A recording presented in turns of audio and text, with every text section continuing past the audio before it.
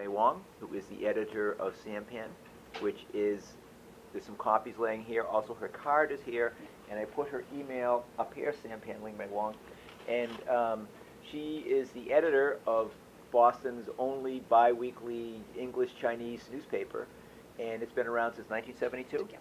And she's going to talk about her experience as editor there and what it's like to run the paper. And again, as I mentioned, there's copies, but I guess people found them. Thanks, Matt, for the introduction. Thanks for inviting me. I will certainly eat a lot of pizza soon. So I'll tell you guys a little bit about the newspaper, a little bit about myself, and then feel free any time to jump in with questions. Can everyone hear me okay in the back? All right, awesome. Okay, so right, as Matt said, we're the only bilingual Chinese-English newspaper in New England. We have, and my notes are done. Okay, so we are published by a nonprofit that's in Chinatown. It's called the Asian American Civic Association. So our publisher came about during the civil rights era. African Americans were asserting their rights, but also Asian Americans were coming together, and especially in Boston with redevelopment, with the West End pretty much being razed, with a big chunk of like the Mass Pike 90 and 93, like, you know, being right downtown, because that used to be slum areas for like Syrian families and Chinese families. That was when Chinese Americans started to come together. So some of them were immigrants, some of them were children of immigrants, but a number of founders got together and they founded my agency, which is still around. So it turned 51 this year. The newspaper started out as the agency's newsletter, so that came about in 1972. And yes, okay. So this is, I have an iPad, so and I can pass it around, but like you can see, in 1976. The newspaper doesn't quite look like what you're holding right now. There's like spot color. It's in English and Chinese ever since. There was no way to type Chinese, so all the Chinese was written by hand, so I can pass this to Matt to pass on. But I no longer have to handwrite like all of the Chinese edition by hand now. The computer does that. But that's sort of always been our focus. And does anyone here know what a sampan is? Is it a boat? All right, yes, good job, like, all right, excellent. It is indeed, it's a boat. It's not a commonly used term, you don't hear it a lot. It's a Chinese word that means like a small boat. So it's not a cruise liner, it's not a speedboat. It's basically a small river boat that would unload like big cargo boats that would come into ports, and then if you couldn't get like the big boat up the river, like it would be unloaded onto the small boat. So that's what a sampan is. Like we unload like really big things, like stuff going on the federal level for like say immigrants, and then translate that to the local level, like for the public charge issues, the census, adding a citizenship question, and then we translate that to like, what does that mean for someone who lives in Boston? Does that mean you can no longer get like childcare like benefits? Does that mean you no longer get fuel assistance? Will that like count against you when you apply for your, when you go from your green card and you apply to be a citizen? So that's sort of our long-term focus. We have 24 editions every year. We publish twice a month on Fridays, so that's last Friday's newspaper. And I am the editor, the reporter, the photographer, the webmaster. Again, I'm in a nonprofit, so I work with very lean resources. And then I also have a wonderful co-op called Jingfei, and another wonderful co-op at BU, along with a number of freelancers. So it's a team effort. I don't write every byline. I don't shoot every photo. You see my byline a lot, but I'm always looking for more volunteers and freelancers. And the nonprofit works a lot with immigrants, so there's like 10 levels of ESL, there's job training. The nonprofit has spawned other like nonprofits, like a community health center and also a nursing home. question, yes. Yeah, so one of the things that I study is actually nonprofit funding models, and sort of a big paper about this. How do you see, so there's this whole new generation of news nonprofits. Publica would be like the flagship. How do you understand Sampan's sort of identity within this movement? Because you guys have been doing it for a long time, and you have these other dimensions. So how do you see that? We're not primarily, well, the agency is not primarily journalism. Like, Sampan is like one of the departments, but like it's a nonprofit. So it does services, it does the ESL classes, it does the teaching, it does like, it, you know, helps people with like fuel stamps, applying for those sorts of things. Sampan is just, it started out as a newsletter. We're actually not really funded by the agency even. Like, we're supposed to sustain ourselves by ads. We were, in 1972, there was no Chinese press, so what we did was pretty much be the only newspaper. So we used to have like 100-page editions. But then again, the Globe used to be a lot thicker. The Herald used to be a lot thicker. Like, there was no other print ad. If you wanted like a nanny, if you wanted, you know, to sell your car, you had to like take out an ad in Sampan. So our funding is still very print based, but now we do have a website. There are a few online ads, but for the most part, because we're bilingual, we also count as ethnic media. And then we apply for various grants. But like, it's nothing quite to the scale of like ProPublica that's like entirely journalism focused and has like sponsors, or like PBS is like, and this is brought to you by, you know, the government of Mexico and like underwriters. Like, it's not really like a traditional 30-second ad. It's sort of just like, you have this like some sort of sponsor for like your content. Like, we don't, the newspaper is there, but like it's not like, we only just recently developed a mission statement because it was sort of just like, it's bilingual, we've got to get information in the Chinese American community, but it's not sort of like the central mission of our publisher. So I don't know if that answers your question. Yeah. And so you were talking about, where were you in the conversation? So what's sort of the, so how do you see the role of Sampan? We'd like to celebrate Asian heritage. We'd like to be a voice for Asian Americans. I mean, I only became an American I only became an American citizen last year. I was an international student before that. I don't have an accent because I went to international school, but we'd like to be a voice for the community here. If you read our content, we're the small boat. Again, Sampan is a small boat. We don't really cover, say, national news. We don't really cover international news. We're very, very hyper-local, and that's sort of what we're focused. Like, we want to talk about what's going on in Boston, what's going on for the Chinese community, what's going on for expats. Like, we want to be the voice that's of a community that may not always be reflected in like mainstream media. So. So what do you cover? I mean, is it sort of geographic? Do you guys see yourself as a geographic newspaper? Like, my wife works with the Milton Times. It's Milton, that's what they cover. Yeah. But you guys seem a little different because it's Boston plus the Chinese community outside of Boston too, right? Or am I wrong? So we have an office in Chinatown. You can come visit us at 87 Tyler Street anytime, or from 9 to 5 on weekdays. But we are Asian American, so like obviously it's getting expensive to live in Boston, and a lot more of the Asian American community is living in Quincy and in Malden, or like places you can get to on the T. So, but there's also like a growing like suburban group. So I remember before the 2016 election, I went to Acton, and there was a group that wanted to find out, like, they had a presentation from the local Democrat and Republican groups, and they were just saying, like, what does it mean to be, what does the Republican Party stand for? What's the Democratic Party stand for? Like, so if you register as Republican, do you always have to vote for the Republican candidate? Like, they were asking very, like, sort of just like, well, we're citizens, but we don't really understand this whole civic engagement thing. Is it like in China, when you join the Communist Party, and then if you say anything against it, like, bye, you're off to jail. Like, it will, like, what does that mean in the States? Obviously, there's freedom of speech, but sort of what does it look like if you join a party. So we are based in Boston, and most of the agencies or like Boston is kind of the hub, but there's certainly a lot of people who come in from the suburbs or who may not live in Boston, but like they work here, and so we try to.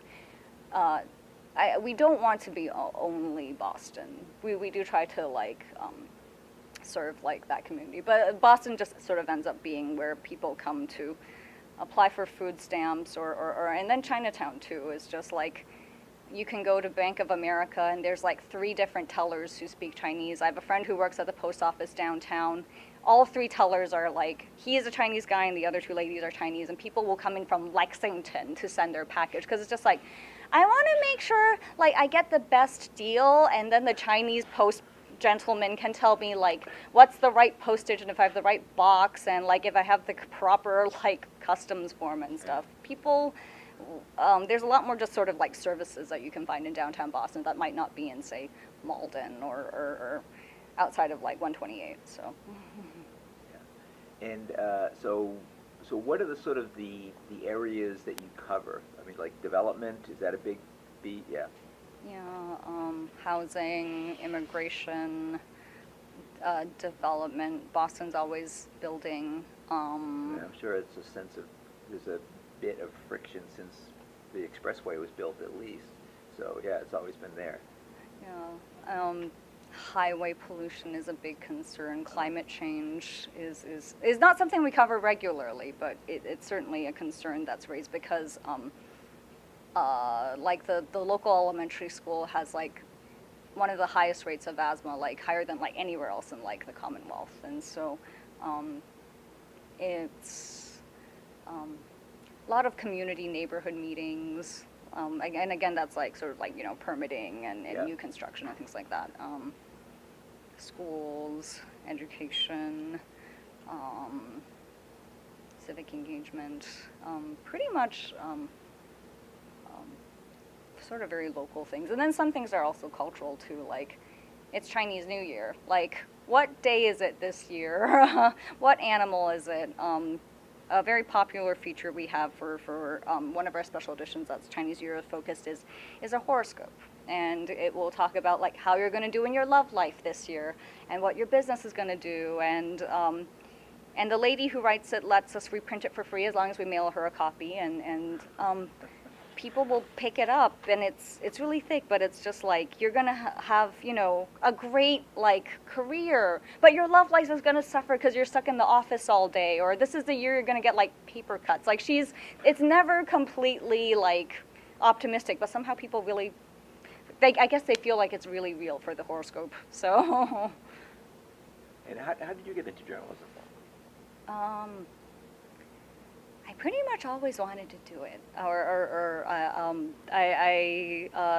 went to undergrad in California.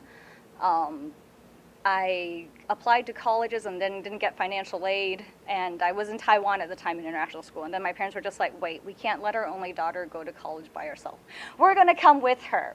So my dad applied for jobs in the States. And I didn't want to go to California where all the other Asians were going. I wanted to come to the East Coast where it was like culture. And anyways, that's my job. My dad found a job on the West Coast.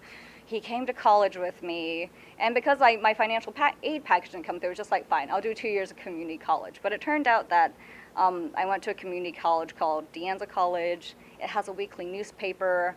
I joined the newspaper like pretty much my second day of college. And my first week of college, I had a byline. So that was how I kind of got my start. And so I started out like pretty much writing like steadily through like my freshman, sophomore year. I transferred to San Jose State. That has like a really strong undergrad program that when I was in school, like they had TV, newspaper, magazine, and a radio station. And I'm sure they've strengthened their web stuff. Like I had one course on web design when I was an undergrad. I'm sure like it's changed so much now for like how news is covered. But so that was how I got my start as a journalism major. I really enjoyed it. I had excellent professors and other students who were very generous in mentoring me. I did an internship with Bloomberg in Hong Kong, which is a financial wire service. So they provide news to the International Herald Times, and they, so I was based in Hong Kong, and I speak Chinese, and so I did a lot of my calls in Chinese, and then I had to write everything in English for the wire service. So financial news is really fast. Like you pretty much have like hourly deadlines rather than daily deadlines. And after I finished my internship in Hong Kong, I went to work for a newspaper in the Midwest. But that's how I got started, and I've pretty much been in journalism pretty much ever since I finished college. So. Okay. And anyone has questions, please raise your hand as we go along. Yeah. So next question, I'm just kind of curious, because it is a different paper, it's an ethnic paper, and what most newsrooms are seeing now is a huge migration to the internet because of phones, really, I think driven by mobile. Are you seeing the same thing, or is it a different kind of experience for you guys? We get a lot more interaction. We do have a website, but yeah, we do get like so much more interaction now from like our Facebook, our Instagram, our Twitter. And it's just, the news cycle is just much faster. Yeah, okay. So. And now, personally, I've always had enough trouble writing in one language. I can't imagine what it's like to write stories in two languages. Are all the stories done in two languages, or how do you sort of break that out? Everything in print is done in both. Wow, okay. Yeah, just about everything. Does the author translate it, or does someone in the office translate it, or how do you guys do that? Sometimes the author can translate if they speak both, and then if they don't, then someone else will translate for them. Okay. Either I'll translate, or one of our other staff will do that. Okay. Questions? Hey. So I'm wondering how the economic rise in China, and there's been a knock-on effect, namely this giant community now, very wealthy, with lots of grant. How is that changing Sampan's role, and are you able to plug into that more? What's very vague question, but I think you know what I'm trying to get at. It's been really interesting. I mean, Chinese immigration has never really stopped. Like in 1882, there was the Chinese Exclusion Act, which was the only immigration law that was targeted toward a certain group, right until the almost Muslim ban. But anyways, so that limited Chinese immigration, but after that cap was lifted in the 1960s, like, it's been pretty steady. I mean, and you see that in Chinatown. Like, it was a Syrian neighborhood, it was a Greek neighborhood. There's not a whole lot of Greek and Syrian immigrants coming in anymore compared to, like, Chinese immigrants. There's... Syria and Greece haven't seen an economic rise like this, right? This is a different story than really we've ever had in terms of an immigrant community having this sudden global profile this way. So that's okay. And I think there's like, for the community here, there is a lot of tremendous pride, like, to know that sort of like your home country is doing well. At the same time, there's been a lot of sort of rhetoric that has gotten very heated. But like, the role of Sampan, it's sort of just like, you know, we want to communicate information. That very basic tenet is there, but yes, like the way we do it, we're trying to apply for a WeChat account. We're not in like China, and apparently now if you apply in the States for an official account, you have to pay $100. So, anyways, but it's just like there is no Twitter, there is no Facebook, there is no Instagram, and so for someone who's coming from China and it talks to all their friends and family on WeChat, it's sort of just like, what? I have to download a new app, like, and it's not in Chinese, like that's sort of not very welcoming. So, and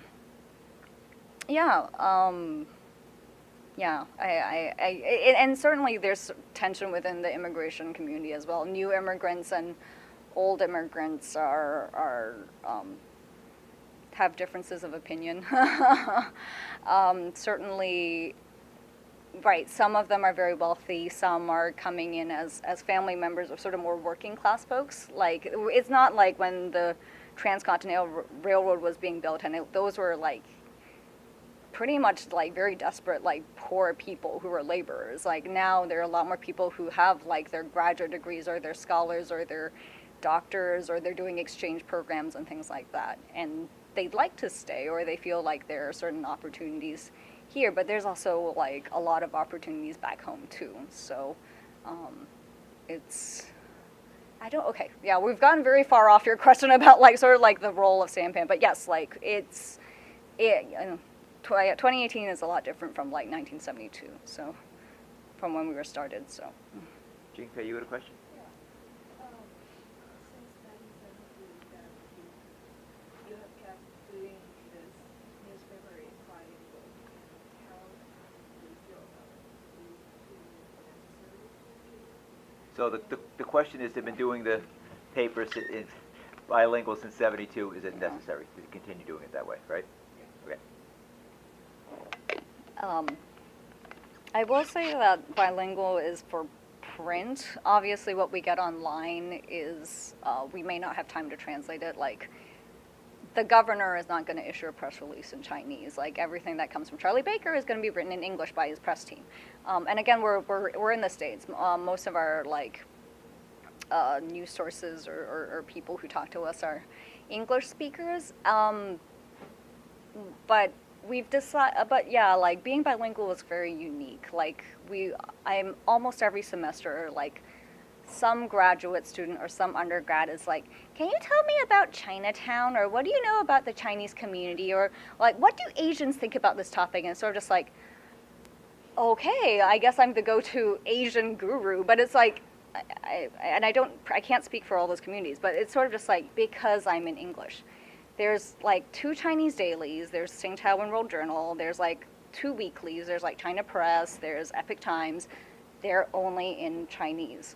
For someone who's doing research, for someone who doesn't speak Chinese, either you're going to read the Globe or the Herald for like their one story a year on Chinatown and it's going to be about restaurants and crime, or you're going to read Sampan, like, and Sampan will have stories on like, new businesses, the bubble tea shop that opened up around the corner, like the hot pot place. Like, it'll be much more like, certainly a neighborhood newspaper, but it's sort of also more, it's in a language that you can read. You could pop it like a World Journal story into Google Translate and then like have it Google Translate gibberish to you, and then you'll get a general idea. I do know that Not good translations. it's not, you get like individual words okay, and I do know that like some state stakeholders will do that. Like, what did the Chinese media have to say about this statement from the Attorney General? Like, they'll go ahead and grab the statement in Chinese and then be like, oh, so they didn't pick up on like whatever, but like they picked up on like say gambling, they picked up on immigration. Like, those are the concerns that Chinese readers or Chinese like constituents want to like know about. So I would say bilingual is just being accessible, or we do want, and also just because like we were founded like by civil rights advocates and stuff, like we want to have something that's in both English and Chinese for sort of like a record, and then also that print in Chinese is really valuable to the older community that is not like tech savvy and is not going to go on their phones and stuff.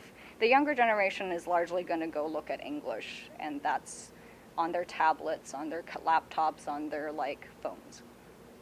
So it's kind of generational too. So yeah. So when we're talking about the kind of news that's being mostly written about, it's mostly like we were talking about, it's mostly about economic and immigration. But I would love to know your thoughts about the healthcare issue, reporting on the healthcare system that's happening in China right now, which is also an offshoot of the economy. Yeah. We recently saw a documentary that done the Vice on that, and I really want to know your thoughts on it. I can't comment on like Chinese healthcare. I've heard a lot of anecdotes. American healthcare has a number of issues, and because we're local and we're not on the ground in China, so um, we can't really talk more about it in terms of like data. But yes, like in terms of anecdotes, um, the healthcare system in the States is already kind of unequal. Like, I mean, in Mass, like for the most part, there's Mass Health. Even if you don't have like a green card or citizenship, like you can like say you're applying and then get on Mass Health Limited, or at least you'll be able to see a doctor if you're like feeling sick or something. There is no public safety net in China for the most part, sort of just because of how the government is set up. So it really depends on how much you can pay. Doctors are really overburdened. I talked to a group of doctors that were doing an exchange program with, I think, like MGH and BI, but they were just saying, like, we're all specialists and anyone can book an appointment. And so, like, if they're on a session for 3 hours, they might see 100 patients. So it's sort of just like, hi, you're Matt. Okay, you're feeling good. Okay, bye. Like, next. Like they'll look at your chart more than they look at you. Doctors here are busy, but at least it's just like, Avi, like, how, like, are you feeling any pain? Like, they will actually at least look at the chart, but they also will spend at least, like, maybe 5-10 minutes with you if you, like, took time to make an appointment. Like, it's just there's a lot of people, and then, like, healthcare resources are very, like, strained in China, so. But unfortunately, I'm not a public health expert. I wish I knew more, so. So there's a comparison of the two healthcare will obviously exist because of the Chinese experience here in Boston, especially in Boston. Like they need that kind of a healthcare and then they come here and pay this healthcare with each has its own limitations, but reporting, I think the reporting should be done more on the comparative systems that exist in most countries.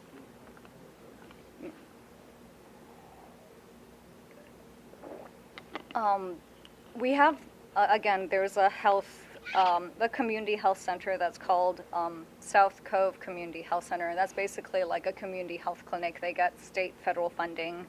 I think 85% of their population is Asian. And primarily a lot of Asian Americans go there because most of the doctors and nurses and social workers speak an Asian language: Vietnamese, Cantonese, Mandarin, Thai. So your services here are try to be at least like culturally relevant. But yeah, you can be what's called like a medical tourist and stuff, like you're seeking medical care, but then you're not going to a community health center. Then you're probably like, you will have, there was a woman I talked to who was a breast cancer patient, and she didn't come in with like a travel agency, but there are literally agencies in Boston that's just like, Matt has very severe cancer. We're going to pick him up from the airport. We're going to buy his groceries. We're going to find like a place he can live for like the 3 months that he's getting his chemo and seeing his specialists, and they'll translate and stuff like that. But that's a massive fee, like, to find housing. Like, you have to be extremely wealthy. And so again, that's sort of a access disparity. Like, if you can afford it, then sure, you can see like the top experts at like MGH or like Boston Women's and like some of the other like research hospitals that are in Boston, because Boston has like a strong biotech industry. But for most everyone else, if you're seeing a doctor and you can't afford like more care, you may be here on your own or trying to rent your own place and trying to figure out like what the heck inbound and outbound means on the T and things like that. So. So I'm just kind of curious. So maybe in the not so old days, the Chinese community in Boston seemed to be more sort of Cantonese, Hong Kong based. Now it seems like it's kind of shifting to a more mainland based population. How does that affect you? I mean, is it sort of talking to different groups about different things, or do groups get along? I'm just kind of curious. Chinese people are very diverse. We're not a homogenous group. We may all look the same, but we speak different languages, we may read the same language, but the way it sounds is just completely different. So someone who is reading something in Cantonese, like the name of our newspaper changes in Cantonese and Mandarin. Like we're Sampan in Mandarin, then we're Sampan in Cantonese. So if you talk to the older generation, like the real early immigrants or elders, like a lot of them are Cantonese speakers. They don't always get along with their Mandarin-speaking neighbors, or like they'll hear something and then they misunderstand. It's just like, you dissed me, like I don't like you. Culturally, some things are very different too. Like I'm from Taiwan. I went to international school and then I went to college here. Taiwan is a democracy. I have universal health care. Freedom of the press is all over the place. Like we literally jailed a former president for corruption. And when an earthquake happened, we actually sentenced some like shady contractors. Like for China, you do not speak ill of your elected. Well, one, you don't have elected officials. They're just officials. Like it's just they had connections, or they knew someone, or they went to the right universities, or whatever. But you can't do that. Like so culturally, like yes, what may be like considered very normal for like someone who was in Taiwan is not going to be like quote unquote normal for someone who's from China. And then China is also like huge. It's 1 billion people. There's the rural part, there are urbanites. Our coverage means I sometimes have to translate. A lot of our new staff don't speak Cantonese because they're from like the younger, largely Mandarin speaking like groups. So it's interesting. So Other questions? Yeah. So Boston and Cambridge and surrounding communities are really big college towns. yes. And there are a lot of international students coming over from China. So do you see a lot of interactions with Chinese student populations, or do they tend to mostly read the news back home if they're over here for a degree and they're planning to go back, right? So do you get a lot of interaction with them, or not so much? J school kids, I do at least. So you guys are awesome. You guys are ahead of the curve. It is hard. I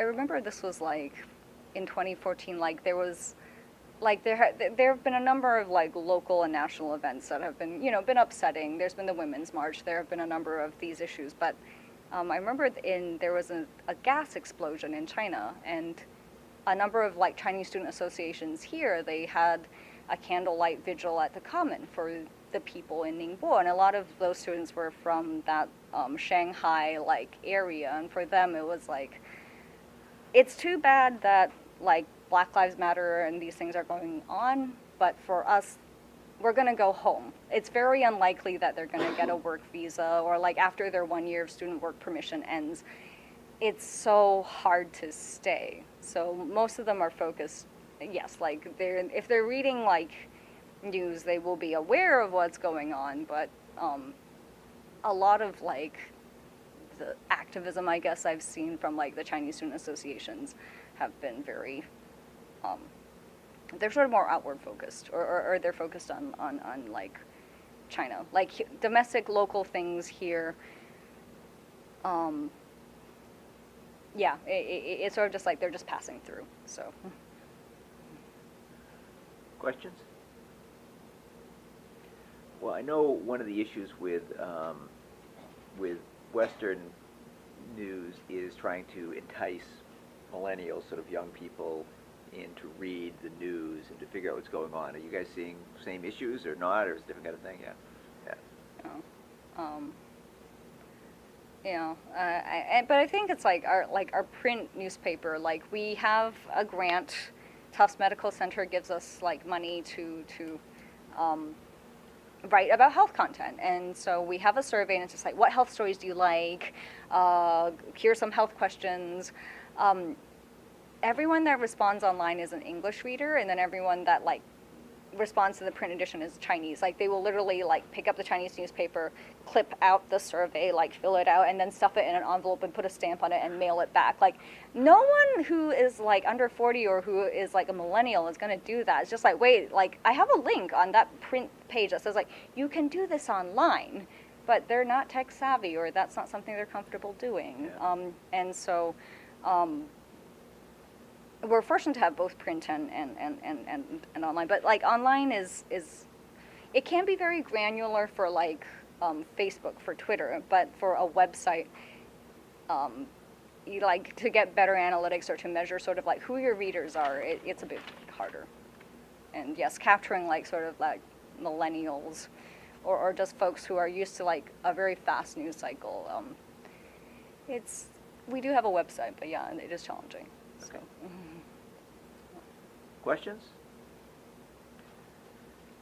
Yep. So I noticed that many ethnic media or bilingual media, they tend to offer more basic information compared to the mainstream media. So how do you balance the content of the current affairs and like the basic information that are used to like aggregate the people?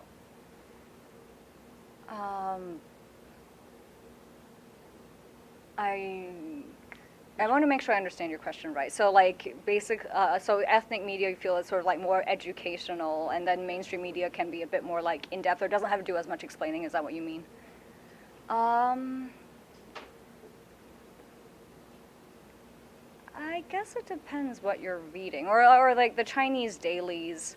The front page is almost always what's going on in D.C. or what Xi Jinping has said and what new ways Trump has pissed off like the Chinese president and things like that. Like that. Anyways, like that will go pretty in depth, but that's also like daily coverage for like the daily newspapers. I don't feel like they're so much educational. For our newspaper, we don't publish that frequently. So it sort of also depends on the frequency. Because we only come out twice a month, we're almost sort of more like a magazine. Like we don't necessarily want to cover like one-off events. Like we may want to cover something that has like longer term impact. Like last Friday we were talking about like the midterms are coming, here are the 3 basic like things. But like we want to look forward or something that's like not super time sensitive. So it sort of depends on your publication. And yes, our audience may need like more education or more awareness, but like we're also very culturally specific. Sometimes we do have English editions that are also sort of just like explaining like what is a moon cake. We don't really have to do that much explanation in our Chinese translation. So I don't know if that answers your question or you know. Any other questions? Yeah? Well, let's give Ling Mei a round of applause.